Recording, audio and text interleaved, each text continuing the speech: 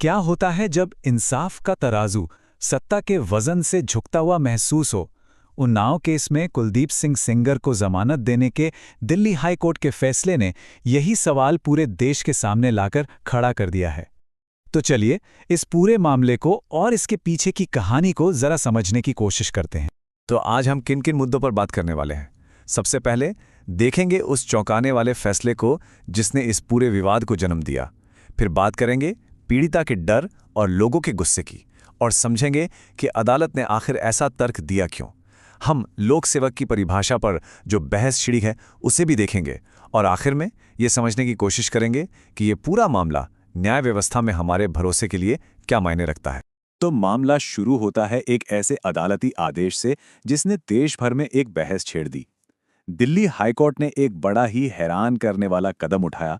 उन्होंने पूर्व बीजेपी विधायक कुलदीप सिंह सेंगर की उम्र कैद की सजा को सस्पेंड कर दिया और उसे कुछ शर्तों के साथ जमानत पर रिहा कर दिया। बस यही वो चिंगारी थी जिसने इस विवाद की आग को फिर से हवा दे दी। देखिए, इस फैसले को सिर्फ कानूनी चश्मे से देखना काफी नहीं होगा। उस पीड़िता के लिए जो सालों से इंसाफ के लिए लड़ रही है, ये किसी भावनात्मक भूकंप से कम नहीं था।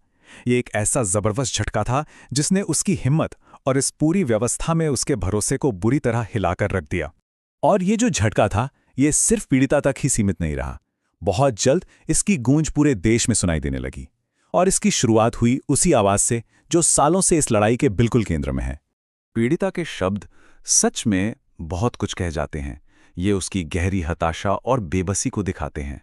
जब वो कहती है कि इसका मतलब है कि वो एक शक्तिशाली आदमी है जिसके पास पैसा है, तो ये सिर्फ एक बात नहीं है, ये हमारी न्याय व्यवस्था पर एक सीधा आरोप है, जहां उसे लग रहा है कि पावर और पैसे ने इंसाफ को कहीं पीछे छोड़ दिया है। तो फैसले के बाद पीड़िता का जो गुस्सा और निराशा थी, वो कई गंभीर आरोपों की शक्ल में सामने आई।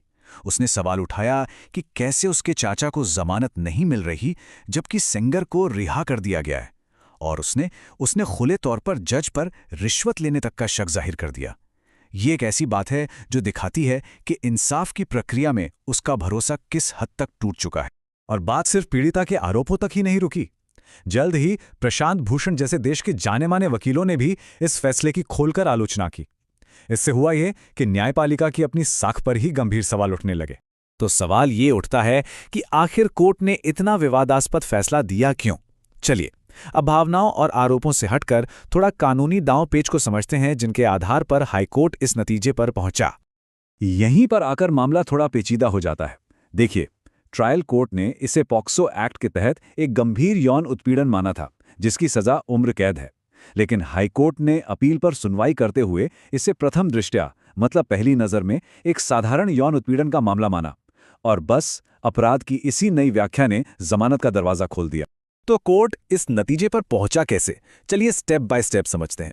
सबसे पहले कोर्ट ने एक बहुत ही अहम सवाल उठाया, क्या एक एमएलए पॉक्सो एक्ट के तहत लोक सेवक है? इसका जवाब उन्होंने नहीं में पाया, और इसी आधार पर उन्होंने अपराध को गंभीर से घटाकर साधारण कर दिया। और आखिर में उन्होंने हिसाब लगाया कि सेंगर तो इस कम सजा के लिए जरूरी वक्त से ज्यादा पहले जेल में बिता चुका है। 7 साल 5 महीने, ये वो टाइम है जो सेंगर ऑलरेडी जेल में काट चुका था। और कोर्ट के लिए यही नंबर जमानत का सबसे बड़ा आधार बन गया। उनका तर्क सीधा था, अगर अपराध कम गंभीर है और उसकी न्यूनतम सजा 7 साल है, तो सेंगर तो अपनी सजा पहले ही काट चुका है।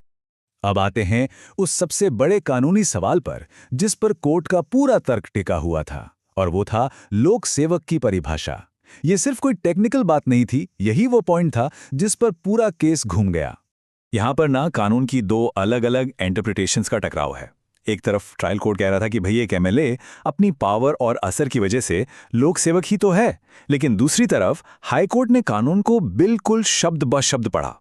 उनका कहना था कि पॉक्सो एक्ट में पुलिस, डॉक्टर जैसे लोगों का तो जिक्र है, पर एमएलए का जिक्र साफ साफ नहीं है।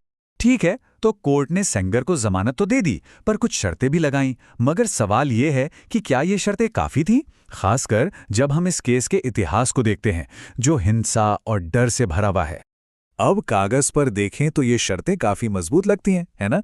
15 लाख का बॉन्ड, पीड़िता के घर के पास नहीं जा सकते, धमका नहीं सकते, और तो और डीसीपी खुद सुरक्षा की निगरानी करेंगे। सुनने में तो लगता है कि हर चीज का ध्यान रखा गया है। लेकिन फिर हमें इस केस का वो भयानक अतीत याद आता है। पीड़िता के पिता की पुलिस कस्टडी में मौत, वो रहस्यमयी कार एक्सीडेंट जिसमें उसके परिवार के 2 लोगों की जान चली गई। तो इस डरावने इतिहास को देखते हुए क्या कागज पर लिखी ये शर्तें वाकई कोई भरोसा दिलाती हैं? और देखिए, यहीं पर यह केस सिर्फ एक इंसान की कहानी नहीं रह जाता। ये हमारी पूरी न्याय व्यवस्था के बारे में एक बहुत बहुत परेशान करने वाला सवाल खड़ा करता है। ये सवाल है जनता और इंसाफ के इन स्तंभों के बीच भरोसे के संकट का। तो आखिर में हम एक सीधी सी बात पर आते हैं। एक तरफ है कानून की टेक्निकल बातें, उसकी बारीकियां, और दूसरी तरफ है वो जिसे आम लोग न्याय समझते हैं। और जब इन दोनों के बीच का फासला इतना बढ़ जाए तो सीधा असर पड़ता है न्याय व्यवस्था पर, लोगों के भरोसे पर। और आखिर में ये पूरा मामला हमें एक बहुत ही बेचैन करने वाले सवाल के साथ छोड़ जाता है। जब एक पीड़िता और देश के वरिष्ठ वकील न्यायपालिका पर इतने गंभीर सवाल उठा रहे हों, तो फिर आम इंसान का भरोसा किस तरफ जा रहा है?